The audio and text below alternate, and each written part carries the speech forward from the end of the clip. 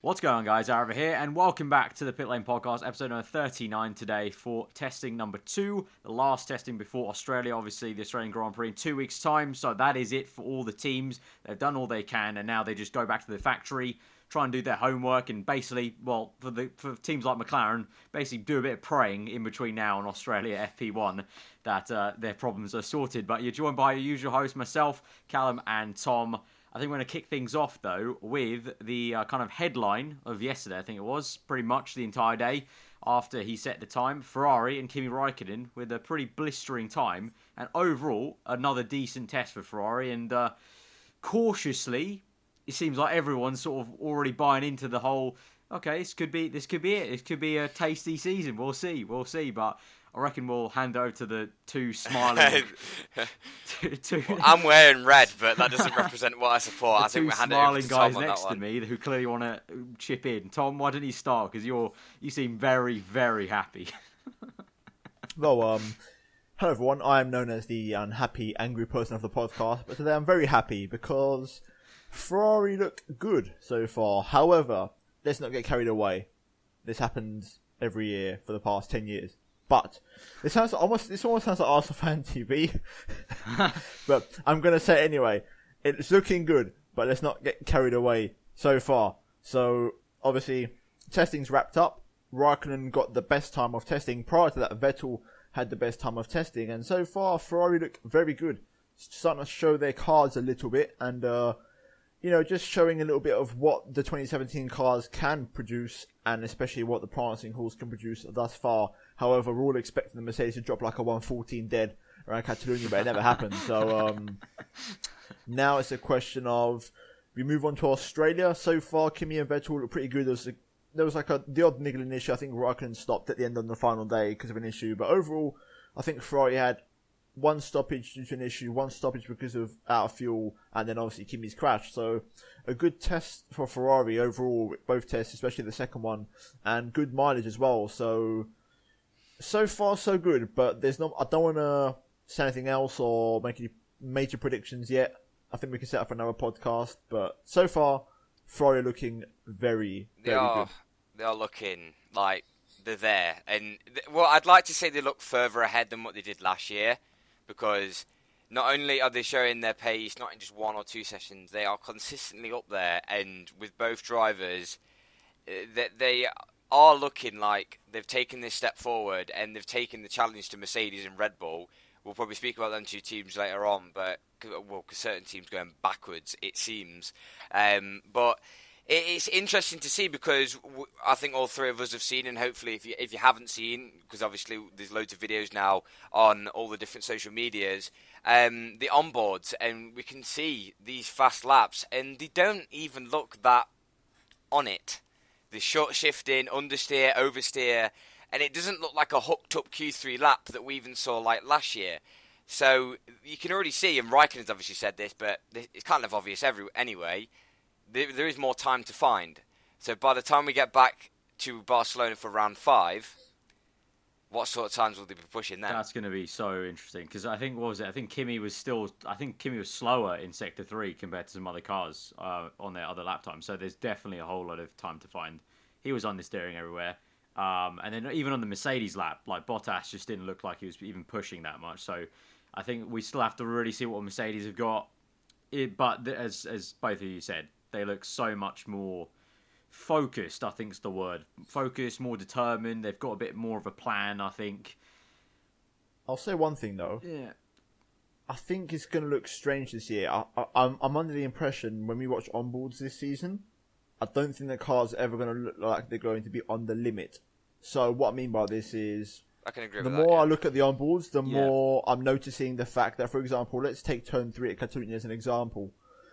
With the old cars, they would have to use all of the track and even like the external part where they paint that green and like they get onto that sort of part of the track. But with these cars, if you watch Raikkonen's lap, he's absolutely flat out and he's super tight on the apex all the way around. And what I'm saying is, it's unnecessary to go out wide because you're losing time. So the racing lines that we're accustomed to or customized or used to seeing in the past, I don't think we're going to be seeing those anymore. So I think that'll be a trend this year where I don't think that the lap will look like it's on the ragged edge as such. It's just a question of hooking it up and not making any mistakes and hoping that it went well for you. So, because it's just a weird situation. If you look at the hot lap comparison from the 2016 pole to the Raikkonen's lap, you can see where they gain time. But at the same time, if you only watch the onboard from the 2017 car, you're like, it looks fast, but it doesn't look. I think it's more a case of like even though they're flying.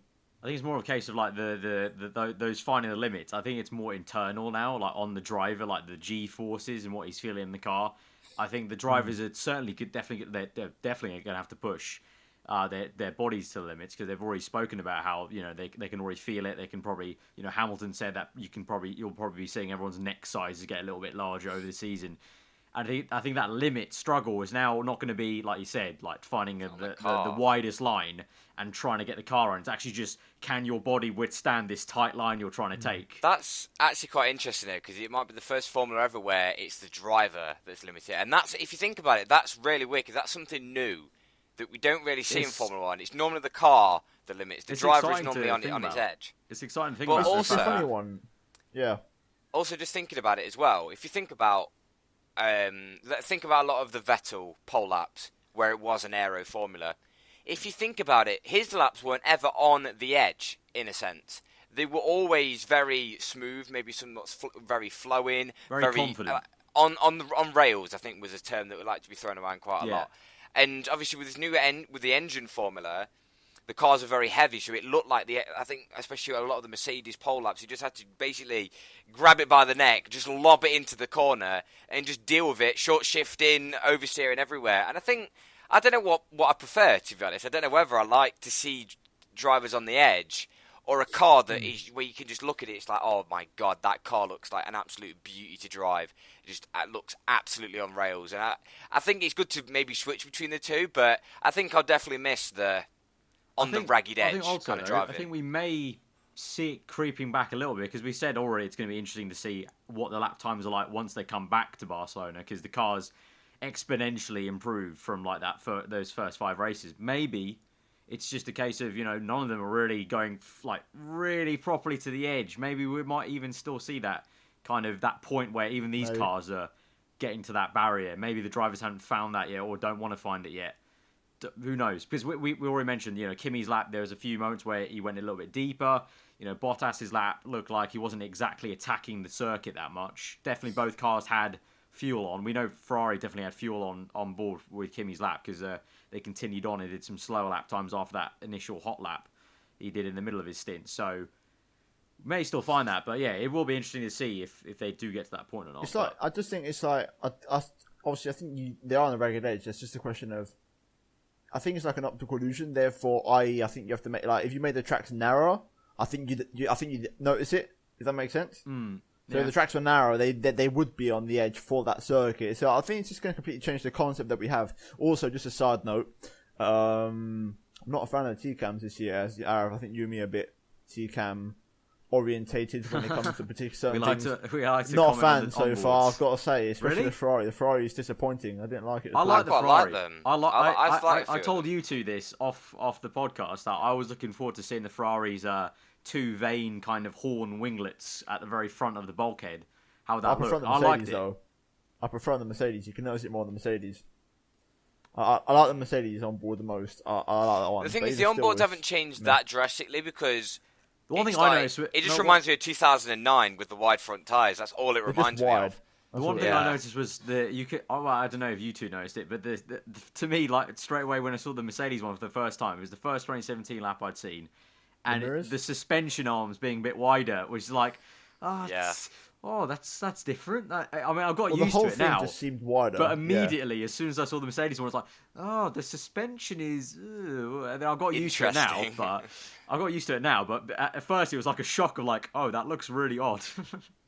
Yeah. No, it's just a whole thing to get used to. But I think on the Ferrari as a whole, Ferrari look really good, and that's a hell of a lot more that we can say for our next team. Which on the flip side, let's just say how the Mighty have really fallen, even though they haven't really fallen from anywhere compared to last season, and that is McLaren Honda and the orange team. So I think the only good thing about McLaren so far is their livery. I think, and even that can be questionable in some aspects, but they are in trouble. And I know that every year, 2015 obviously was a troubling year, and then 2016 they look like they improved, but then they've now gone backwards. And it's not just reliability, it's performance as well.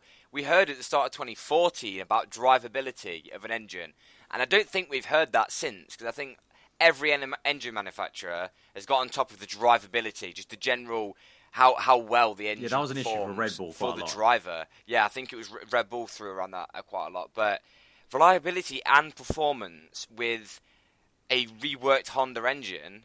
Or the fact there was rumblings, the fact that this engine is on par with their 2015 one.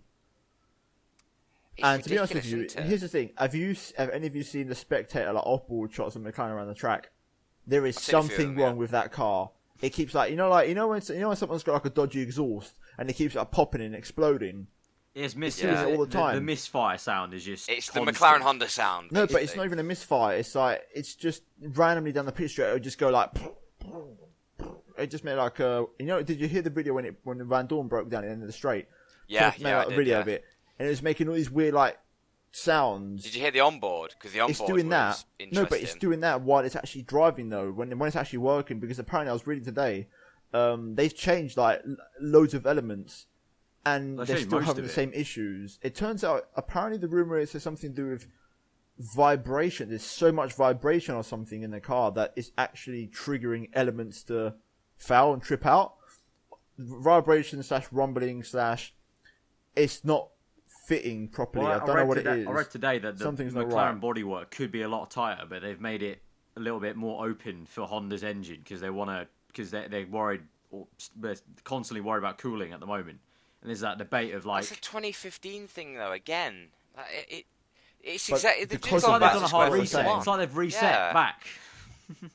It's That's not good. weird. Like it just doesn't look good at all because they're basically the thing they're getting to here is the fact that the components are fine, but the car it's in has something wrong with it. There's like a design fault with it. As in, it's not the first time this has happened, but essentially there's too much open space inside, and really they could probably narrow it down to keep the things more planted and more solid and more just holding its place. Because it's obvious if you sort of strip an F1 car of its chassis and just its bodywork, and you leave the engine there and that's going around the track because of all the bumps and vibrations, if that's just floating around all the time, eventually, obviously, things are going to happen. Cables are going to trip out. Things are going to disconnect, whether it's like contact points or things like that, spark plugs. You got what I mean? Just things like that. Inner engineers coming out here. So I don't know. Yeah. It's just simple sense. So obviously, otherwise, I think what there's with cars? more just engine issues. Though. I don't think the majority is the vibration.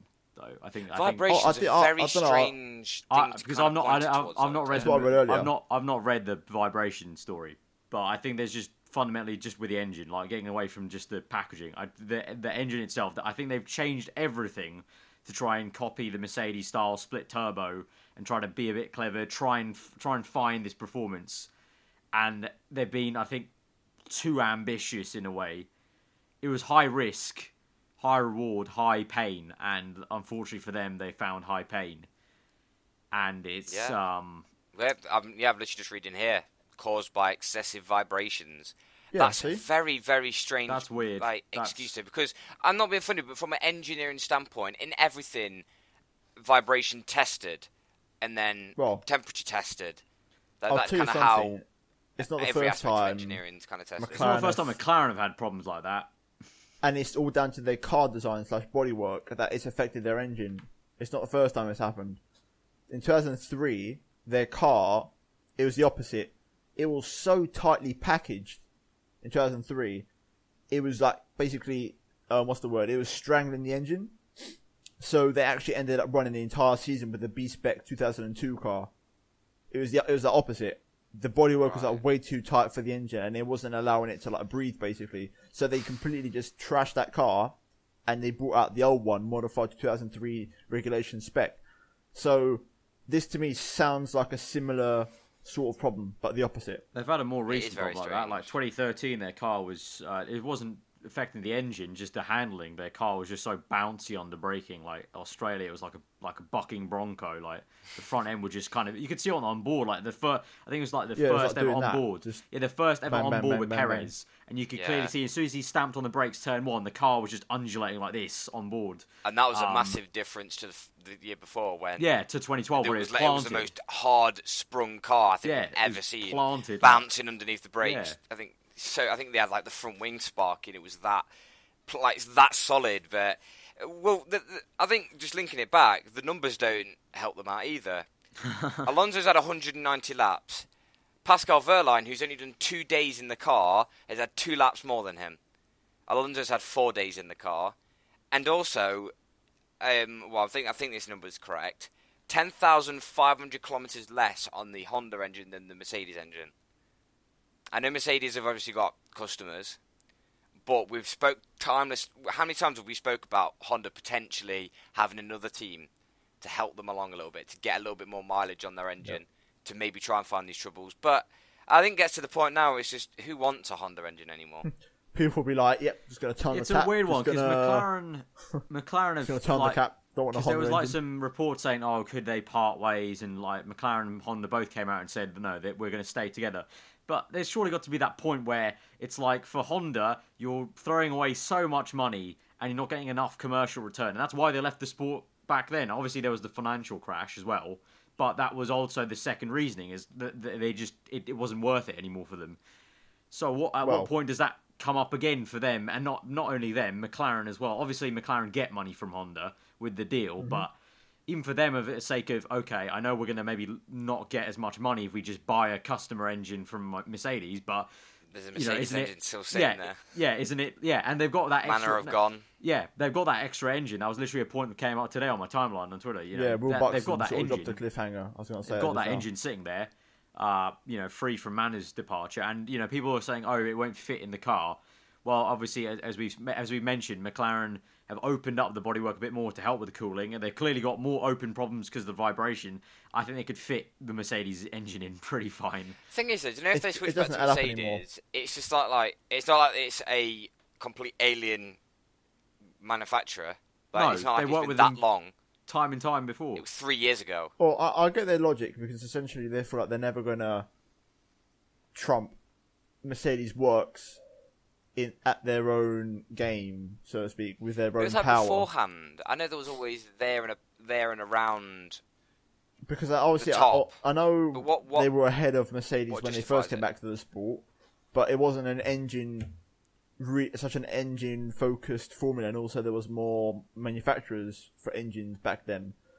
Now there's such a select few, especially, let's say if McLaren cut ties with Honda and they go back to only having 3 suppliers: Renault, Ferrari, Mercedes. Sorry, it's like, how do we trump Mercedes with such limited availability and just options? Whereas 10 years ago, we've spoken about this before with the engine costs and the engine manufacturers that were at disposal, but there was more, and now you can count them on one hand. So yeah, it's if quite McLaren sad, if McLaren want to overtake Mercedes, how do you do that? Using their engine, their aero has to be better than theirs, but obviously, as you can clearly see looking at the car compared to Mercedes, it's not better than their aero anyway. So yeah, there's a trouble, and but then you're sort of just praying. You're praying for something that's just nowhere near there. You're praying for the Honda engine to be so much better than the Mercedes one, but it's like exponentially the other way. Is it worth going backwards, or just staying in being the foot? Because that might be for anything, but. Like, McLaren don't even know they're going to be solid points again this year. Like, they were touching solid points at the end of last year with Alonso. To me, I think the situation... They've taken the plunge now. When the engine's working fine, you can see, like last season, they're there or thereabouts. So, for me, it's a question of... They took the plunge and they went for it. So, I think, unless they're financially starting to struggle, I think they might as well just stick with it. Well, no, I think they're going to stick with it for the entire time. Yeah. They're going to stick with it the entire time. They won't financially struggle. I think it's just a case of, honestly, at some point, you've got to, fire someone. You've got to blame someone. Like, they're both parties are playing up the whole, we're a partnership, we're together. But at some in point, between Yeah. both tests, they fired their, I think you might have seen it, their engine. Oh, did It was they? like basically someone who, he like, what's the word? Not like surveillance. Like he looks at the performance of the engine. He controls the. I forgot the crucial word. It's on motorsport.com. If I'll look at it in a minute, but they basically fired someone who controls engine performance or controls how the engine is working. Right. I need to look at this. I'll come back to you if I find it. Yeah, but I just find it, you say there or thereabouts, but they're not aiming for there or thereabouts, and all their global fans aren't hoping for there or thereabouts. They're hoping for, can we get back to the McLaren that everyone used to watch, like, battle for wins. There's another man as well. There's Alonso. And that as well. Huge fucking props to him because he dragged Honda through the shitter. I am not being funny, but when he sits there and says, McLaren are ready, I'm ready to win, Honda aren't. Yeah. Like I said. And, literally, shots fired, a gun to the head. It's like really good footballer being in a really shit club. It's like, what a waste. A waste of talent. What a waste of talent. You've got a 2-time world champion just sitting there in a Honda engine. Interestingly, you know how last year he was kind of like, I've only got a year left on my contract, I'll see what the 2017 cars are like. If not, I'll go somewhere else. Then apparently in an interview recently, he said a bad 2017 will not push him away from Formula 1. Well, he said he enjoyed driving the car. He just said jokingly in an interview, it's just not fast enough on the straights, and we can go flat out everywhere because we just aren't going fast enough in the corners. But he said apart from that, he's enjoying the car. It's just the engine behind him, so doesn't fucking go fast enough, and then when it does try, it's a bit of a funny one for McLaren because they haven't got many years left. Honda and McLaren are going to have to hope this season is a lot more exponential improvement than they've ever had in the last 2 years, because if they do, if it's like 2015 or even just the very beginning of 2016, even that was probably too slow for what they need right now. They need within 2 races they need to sort the reliability out, and then in the third race they need to go bang and really start getting performance out of it. Otherwise, Honda literally the day before the day one of the second test, Honda parted company with engine consultant Gilles Simon. So he was someone who previously worked at Ferrari, and he's basically just been like, you know what, done. Hasegawa apparently decided to drop him. There was no reasons confirmed, but that's it. Apparently the contract was ending sometime this year, but they've basically brought it forward. So I'm not being funny with him, but the fastest lap time by McLaren 121 something. 121.3 on ultrasofts. Ultrasoft tyres, 2.7 seconds off the pace. They were only faster than Testing Sauber. Times, only faster than Sauber, slower than Haas, slower than Toro Rosso, who had so many troubles, slower than Renault, slower than Force India, who had troubles as well. Fanta. Very, very strange, but we probably want to move on to... We can probably just talk about Mercedes, go back to the front again, who, on the opposite flip again, looking still very decent. Testing 2, a little bit more modest, a little bit more toned down, not really going for the fastest lap times, although both Bottas and Hamilton did improve on their personal bests from the first test. But quite interestingly enough, if you haven't seen, Lewis Hamilton has been doing a lot of finger pointing towards Ferrari, saying that they are the team to beat. Now, is that Hamilton getting bored and just going, sod it, I want to make something up for the media? Or is he actually, is that mind games, or is it actually legit? There could be like a tiny kernel of truth, because Lauda said that Mercedes' upgrades haven't exactly worked fully as they wanted to. Yes, I've heard a lot about and I immediately, when I saw that article, I immediately thought, okay, is this going to be like a situation where, like, Newey said they want to keep it simple to understand everything and then go complex. Is it going to, like, could this surprisingly turn into a case of they've gone way too complicated, way too fast, and actually the things they're trying to do to find even more downforce isn't actually working as well as they've hoped? Already hit that roof, the ceiling. Because apparently, I think it was on the Wednesday, they apparently tried, like brought a new part in or something. They tried something new and it didn't exactly work how they wanted to. And then you got Hamilton throwing out these stories. Obviously, I think most of it's just stories and just, creating a little bit of like, buzz. But there could be like a tiny kernel of like, okay, we are probably still the fastest car, but I can see in the back of my mind that my engineers aren't finding the gains we were last season with every single new part. So that doesn't give you a load of confidence, though, does it? When your first upgrade fails, technically, like obviously, if it doesn't improve on the lap time, then it's technically failed because. I still think they're still going to turn up. I think and probably bang it out. I think just Ferrari might be a lot closer than any of us thought. Hopefully. I think my only prediction is my gut's telling me it's going to be very similar to 2015, but maybe a little bit closer in terms of track performance. But I think Mercedes will still be if Mercedes the team to beat. Keep struggling with these with the upgrades and the path that they are wanting to go down compared to such as Red Bull. I think Red Bull are probably the best example. Is going down this very complex route something bad which doesn't future-proof you for the following seasons? Because obviously, the moment you release a car in a new set of regs, it's just a development of that car every single year. Even if it is a new car for 2018, it's still a development of whether... Because that's all the information that they've got. They don't know what the low drag, the low complexity is like. But I think with Mercedes... Again, they've put in a decent amount of laps. They're good, but they aren't blowing us away. I just think they're keeping their cars. I think they're just playing their own bluff. I will say last year they did seem to drop a few bombs at lap times, but I want to say off topic, like just tangent, like just going off topic completely. But because now you said the Mercedes side got me thinking. But honestly, I'm not the only one that just looks at that car and I'm like, wow, that's a beautiful car. But then I see that bloody coat hanger and I'm just like, please take it off. Now. It just does the Ferrari one. The way it looks in the Ferrari. I'm going to be complete opposite. I don't give a fuck. It's aero to me, so it's like good. Interesting enough, Arav, your tweet the other day when you were saying about ugly cars and everything, because some people say if it makes it go faster, that's attractive. If it doesn't do this, and then also I think Arav, you were referencing to Martin Brundle's tweet. Oh well, where he said, okay, that was like, okay. So this is really off tangent, but Martin Brundle was talking about.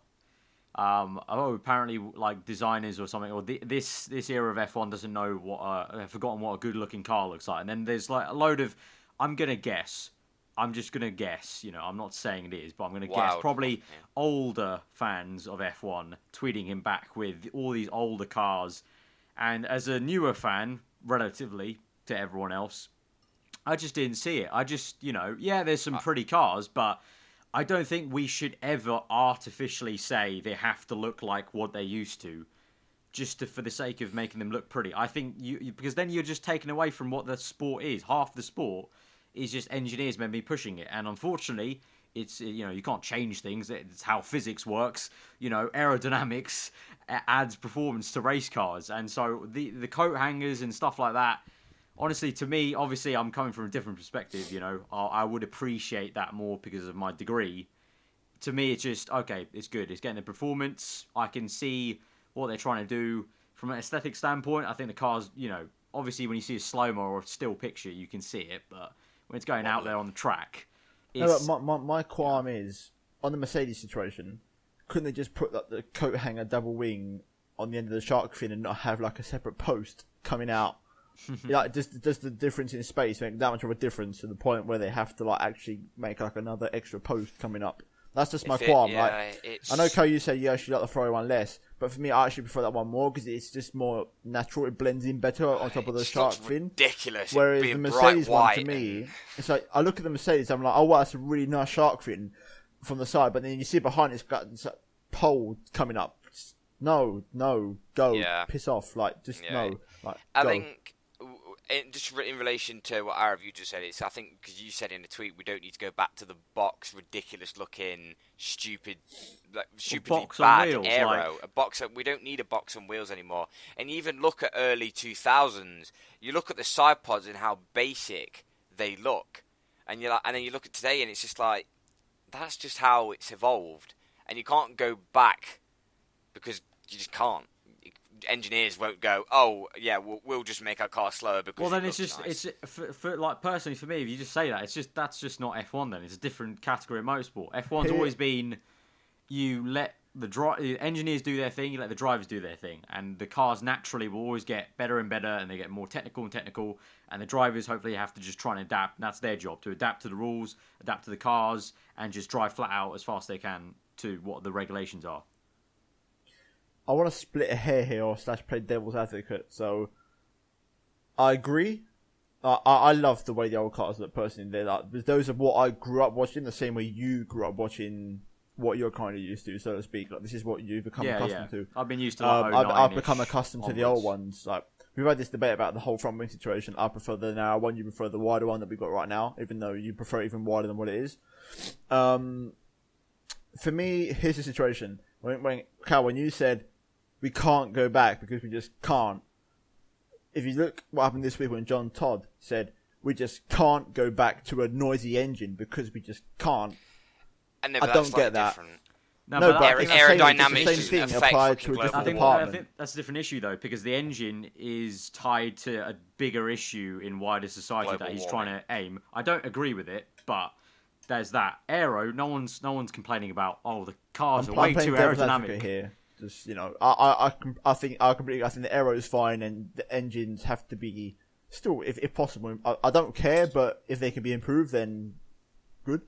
But I think there's two ceilings, but the ceilings are completely different in terms of development of just knowledge of aerodynamics, just the way it's developed, and the bigger issue that we're all facing, which is global warming.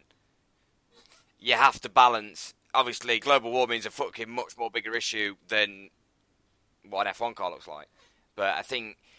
Well, there's no issue in that. You can go back. Yeah, you can go back on stuff, but... And you can make a set of regs that... Okay, make the side pods look more basic. Make the front wings narrower and set certain areas so they can only have 2 elements, 3 elements, whatever. I think, eventually, engineers will find loopholes and make them look extra ugly. So we'll have this prediction of what it would look like. But like, oh yeah, this might look like a 2006 front wing, and then it'll have some fucking tusk sprouting out the top. Well, there's that, and like if you're constraining it to that specific, like we want it to look exactly like it used to in the old days with the two planks and that's it.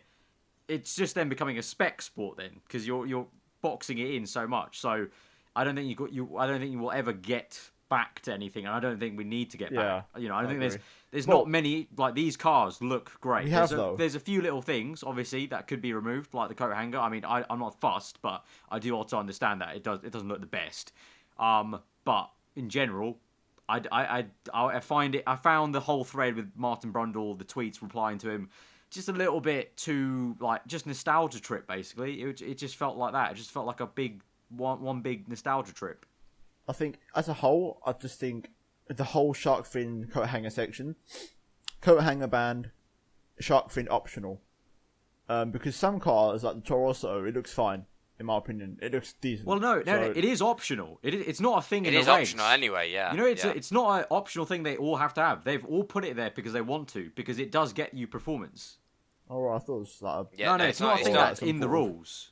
I think it was like, it's sort of 2014 when Red Bull had a shark fin, then they removed it because it just... Same with 2011. They did that in 2011 as well. Yeah, and obviously 2010 they were just strapped into it just because of the F duct. Well, 2010, they all did it because it was we part saw of a different system. Hamilton at Monza, obviously he went to the conventional engine cover that you normally think about. So, but actually, I don't know what your two's opinion. Have you two... What's on the topic about John Todd talking about going back? So they've basically put a massive X across going back to V12s and V10s. Yeah. And then obviously there's the term thrown around. Obviously, Aarav, you know about this, the V8 turbo, the V8 hybrid, whatever you want to call it. Apart from the fact that the V8 hybrid would fucking churn out so much power that they'd be way past 1,000 brake horsepower, and they'd be fucking monsters. That's the whole point of the whole hybrid system, is you're taking you don't need a same power from the engine itself because you're getting so much from the electrical, basically. Yeah. Well, I think it's very simple. You can trim it down to a sentence. Bernie left last year. I know who's next. Done. Yeah, the best shark fin on the grid is a Mercedes. If every team can have it like that, that should be like an obligatory. Like that should be obligatory for every single team. That shark fin is what a shark fin should look like, not a massive piece of bloody wing, like just a detail, just trying to make it look nice. That's the thing. It's not there to look nice. It's there to do a job. Yeah, no, but the whole point of these regulations was to make the cars look nice. So it's sort of. It tried, but then again, I don't like the rear wings. I don't like the fact that the fucking end plates have got a bend in them. I thought it'd be the conventional old ones, but before about the old fan tweeting Martin Brundle and all that. They can't complain. These regulations have technically gone back a bit. Like we've got the wider tyres, the lower, wider rear wing. So elements are of the past. So I think they look fine. For me, I agree. I love the look of the Ferrari. Like cars like the Ferrari, Toro Rosso look banging. Like, not sure about the rear wing. I agree with Cal in that regard. I don't like the bend. It just looks fucking retarded. But it's just because of the fact the tyres are so wide. When before the 09 regulations, when they had the lower, wider rear wing, obviously they had the narrow tyre, so they could pull off the straight rear wing side end plates. So that's the issue. That's what you sort of play around with because of the tyres. I like the old rear wing. I don't know what anyone says. I think I might be the only one here, but I like the old rear wing. I couldn't give a fuck. I never got used to it. Never got used to it. But I don't think like anyone that watched it before 2009, like my first season fully was 2009.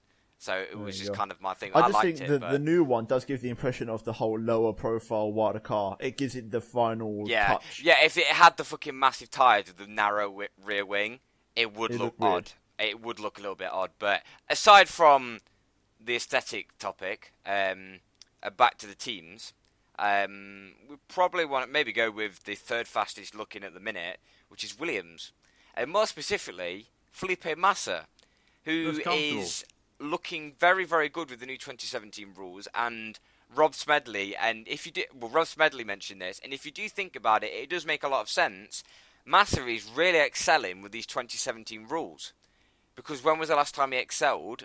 Was 2008, and that was when they had a hell of a lot more downforce.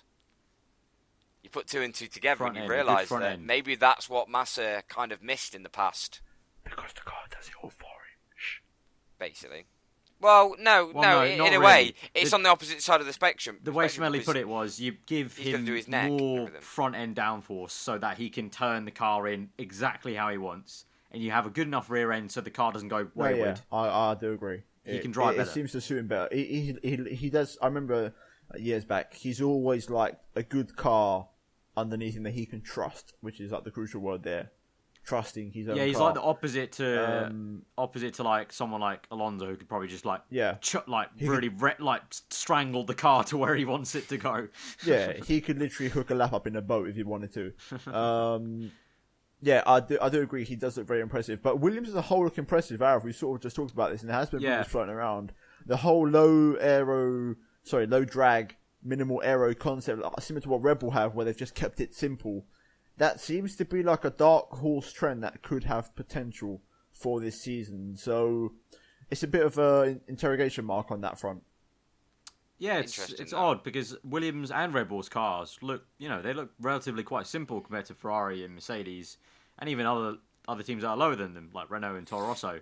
So yeah, it's very odd. I will fully admit, very surprised Williams were up there, but fair play. Well, engine, I remember now. Engine's good. I wanted to say because concept's good. Before we go too far, before we go, I wanted to say something back on the aesthetics point because I completely forgot. I was trying to think and I couldn't remember. I still haven't got used to the thumbnails. I still think it looks really ugly. Like I'm glad Toro Rosso have just gone for the Mercedes approach and just gone, F it. Let's just actually it just looks nice. It looks like a nice nose. Like you look at the Mercedes nose, you look at Toro Rosso nose, and you're like, that's what a nose is meant to look. It's what it's meant to look like, not a bloody thumb. It just piss off. Every team if we're talking about regulations, it should be obliged to have a pointy, just simple one element front nose. Like what Mercedes and Toro Rosso have. End of story. I wanted to just say that quickly. Apart from Tom's Tourette's, after he came out with that, the thumb nose Williams, decent. It is looking very, very interesting, and it's basically put Red Bull it's forced them from looking forwards to looking back, because obviously we don't know yet, but Williams are looking like they want to leapfrog Red Bull. Well, I said this to Cal. Ricardo's comments about Williams were very insightful. The fact Ricardo came out and said, "I hope Williams have shown all they've got," because that's not something you would have thought a Red Bull driver would be saying. It was confirmed Williams were running with quite low fuel when they did those fast laps. When Massa did those fast laps. Why would they do that though? Like, why would they try and look like they're the best when everyone else is sandbagging? My question here is, why would you make false hope? For me, Red Bull's approach this season is mystifying. It's like Ferrari, but even stranger. Like, they've not given out a single. They've said nothing in regards to their intention. Not that they don't have any, but they're keeping it very to themselves. And it's giving me the impression that almost like they just want to turn up at Australia, see where the pack is, see how the race pans out, and what the drivers respond to in regard to how the dirty areas and how the cars perform and how the tyres are, downforce levels, and they just want to sort of develop from there. So the fact that they sort of drafted in the shark win at the last minute, hence why the ball has no tail on it, and you can clearly tell that they didn't have that planned. I'm getting the impression that they're just a bit lost at the moment. Well, last podcast we were saying about this whole idea behind they've got something up their sleeve, but I think they will have something up their sleeve. But they're still learning, like you said, they're still learning. Yeah, we're still going to wait on this, I think, because and yeah, like Aarava, what you said about with Ricardo saying that, hoping that that's all that Williams have got. It's kind of like maybe they won't be fast from the get go. Australia might not be a very good might not be very representative, but it's a little bit wishy-washy between. It's a little I bit think also just shows a little bit of a question mark still over Renault. We don't actually know how their engine's performing really. Like it's been masked quite a lot by all the headlines of Ferrari v Mercedes and Honda's issues, and no one's really talked that much about, does the Renault engine look decent? We don't really know. They kind of just sat in third in the engine spectrum, and they're just kind of like, they're enjoying themselves. I think Toro Rosso have not enjoyed themselves. Renault engine cars, I think, for example, to give you like an example, I just think, if you look at last season, I think Renault will be where Haas were last season. That's what I'm sort of getting. Right. Toro Rosso will probably be, I don't know, I feel like there could be a pack if Red Bull aren't as good as we expect them to be, even though I do think, come Australia, I think they'll pull something out the bag. I think definitely Toro Rosso and Renault, I think they will be battling each other. Because Toro Rosso don't seem that impressive so far. Their car's very draggy. If we talk about Toro Rosso, we spoke last podcast about how not overcomplicated, but how complicated it is. And obviously with a troubled first test, all they focused on was race runs, because they said if they couldn't focus on race runs during testing 2, they would not have been ready for Australia. That's what they just said, that they weren't up to standard of where they wanted to be. Obviously that contrasts to other teams where they don't think they're ready, but Toro Rosso focusing on the race runs and saying that they don't have a clue who the 5th best car is on the grid. I think that's what science is saying, that Toro Rosso would like to think that they are there, but with that with the donkey in the back not being as good as what the Mercedes is, obviously by both of them going down the same route of aero, Toro Rosso kind of almost getting a negative effect with the overcomplication, and it's a lot of ceilings at the minute, but it feels like they've hit that point where it's like, right, okay, I think we might need to take a few wings off because we're kind of struggling. Well, here's the thing. After now the second test has come and gone, with the exception of Ferrari and Mercedes, the rest of the pack looks very odd, as in, I couldn't predict the order right now.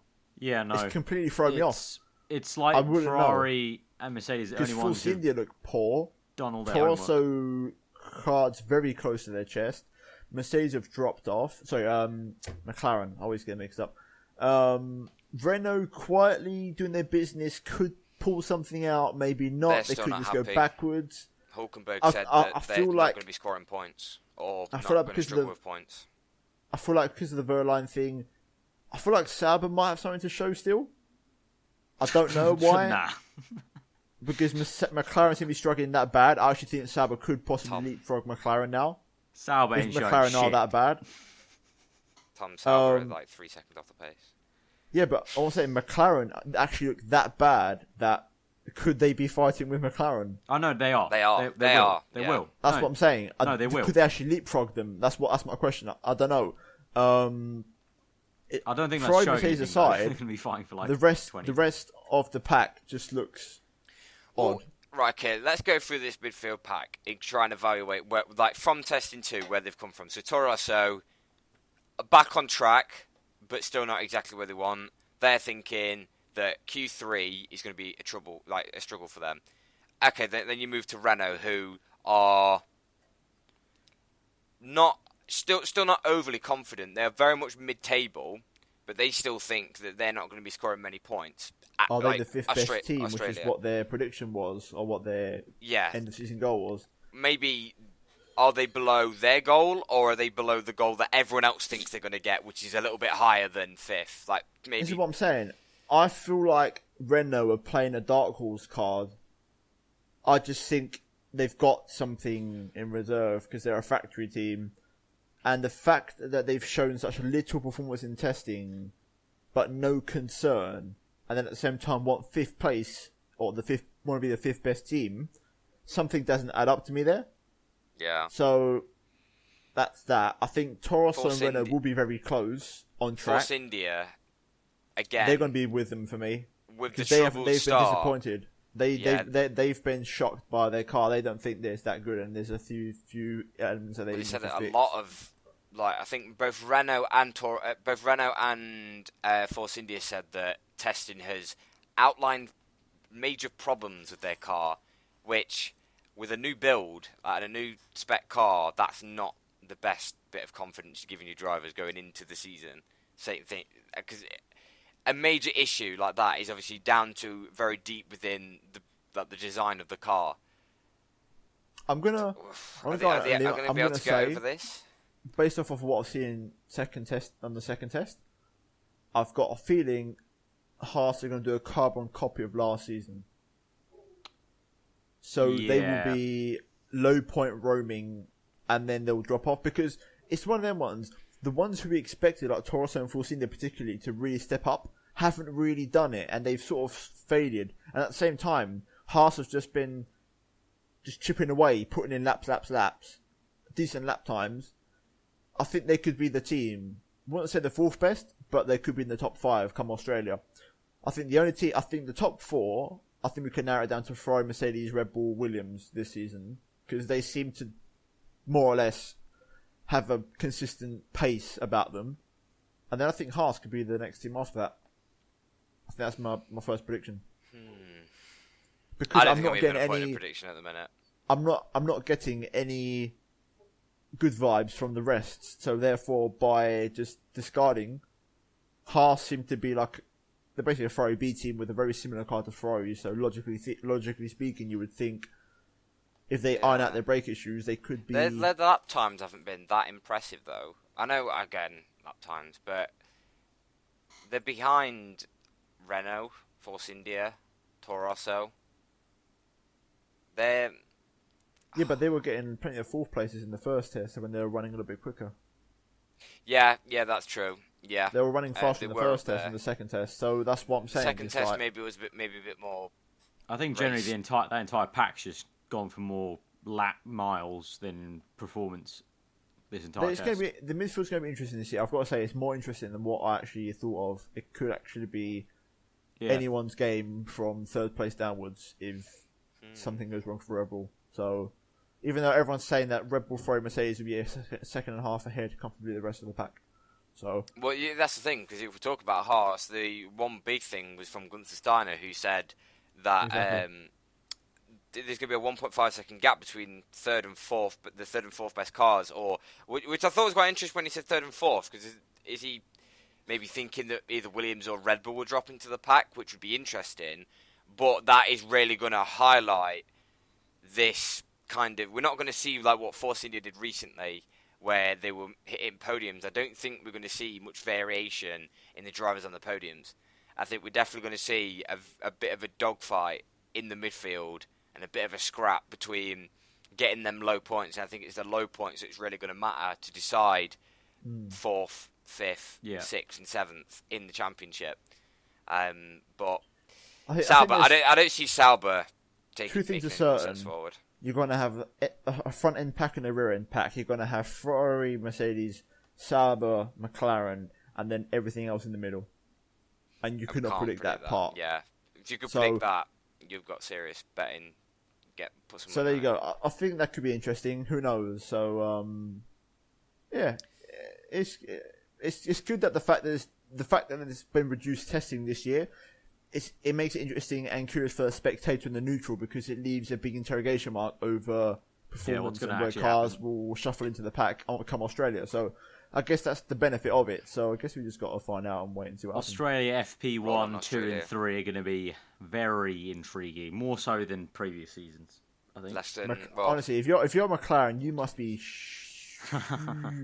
pooing your pants, because it's like 2015 basically again. Like, no, because it's scary. They've used more engines in the second testing 4 days than what they're allowed in the whole season. They are not getting through a 20 race season. # bring back the 70 place penalties. 4 engines or engine. No, 5. It's 4 this year, isn't it? It's 4. It's 4 this year. 4 again. They've actually gone back to 4 again. Because it was 4 start of last season, and obviously issues with McLaren. They were like, okay, we'll just bump it back up to 5 again. No, I think it's 4 still. Well, I can't remember. Okay, I can't remember the rule, but it's now 4. We know it's 4 this year. So before we leave, I want to say that's 5 races on an engine. That's not happening. Let's be honest. Following on from the last podcast, Liberty Media. I mean, bro, they're getting better and better. They're doing bits. They're doing bits. Pole laps. It's decent. On board in testing, like I've never seen it in my life. It's decent. Well, we was only relying on like. I think with the growth of social media, we've seen periscopes of like trackside and stuff. And to be fair, a couple of years ago, you would be happy. And Instagram. Yeah, but you would like, let's say, okay, this is three years ago. You would have just been happy with a periscope of someone in the grandstand.